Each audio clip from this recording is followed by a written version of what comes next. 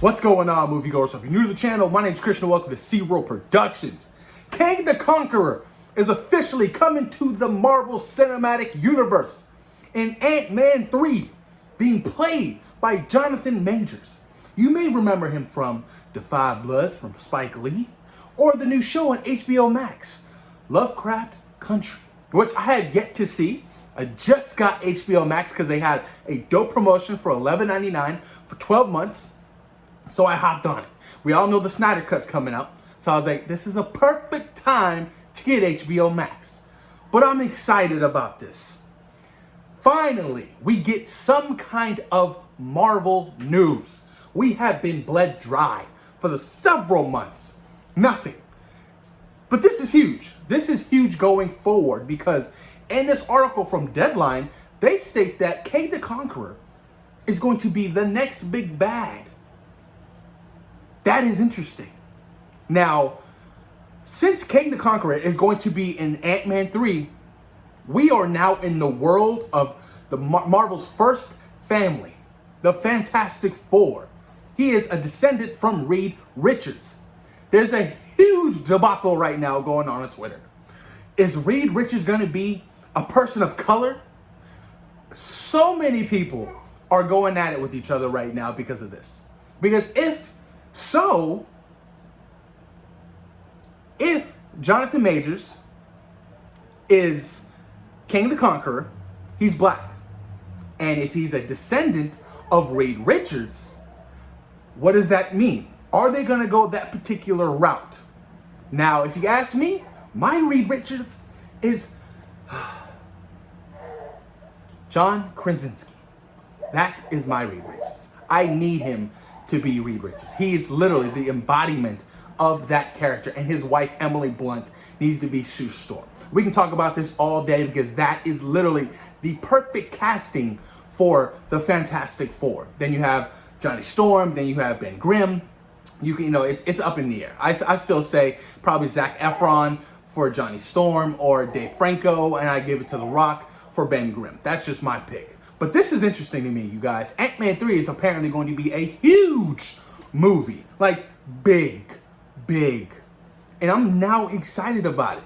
Because after Ant-Man and the Wasp, I was like, okay, it was cool. It was enjoyable. It was a family fun movie. You know what I'm saying? It was a filler before Avengers Endgame. Ant-Man 1 was definitely better than Ant-Man and the Wasp.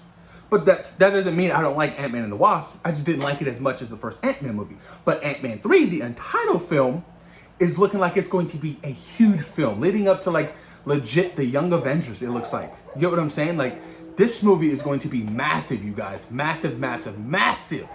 And I cannot wait. Let's read some of this article from Deadline.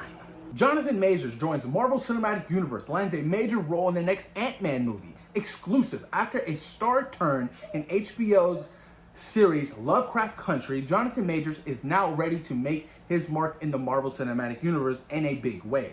Majors has been tapped for one of the lead roles in the next Ant-Man movie, opposite Paul Rudd and Evangeline Lilly.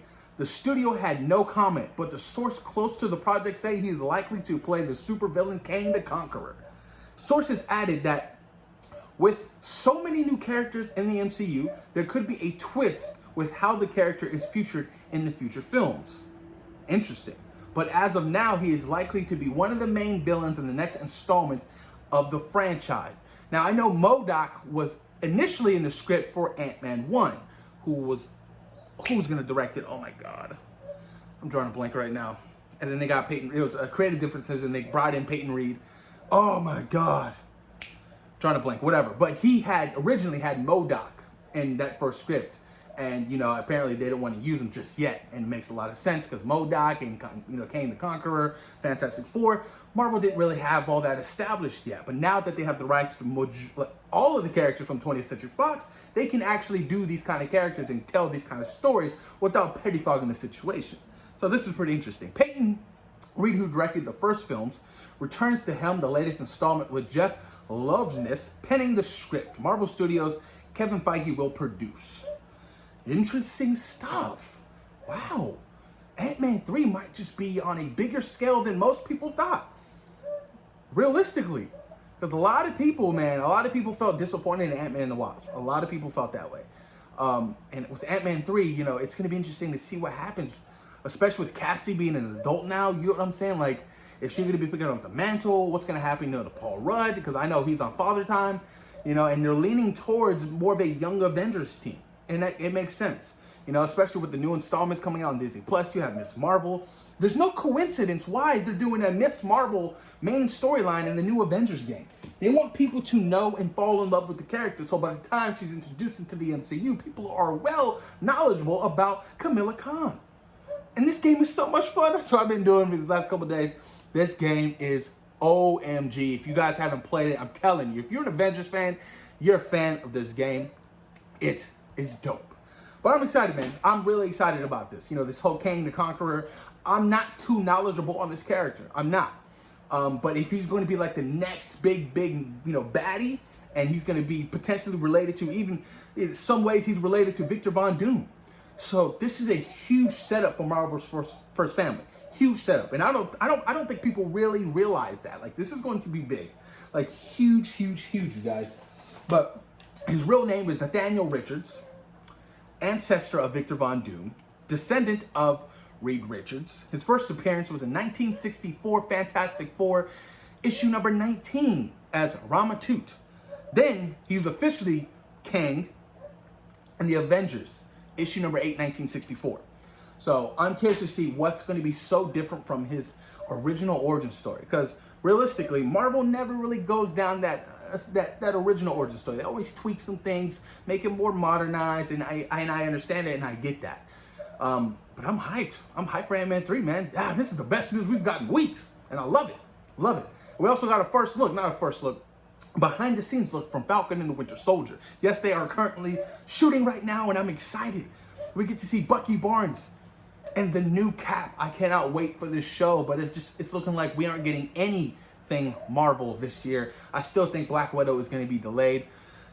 If it drops on VOD, it's going to lose a lot of money. I mean, look at Mulan. Mulan lost a shit ton of money, but guess what? Mulan was a shit movie. Maybe Black Widow was great.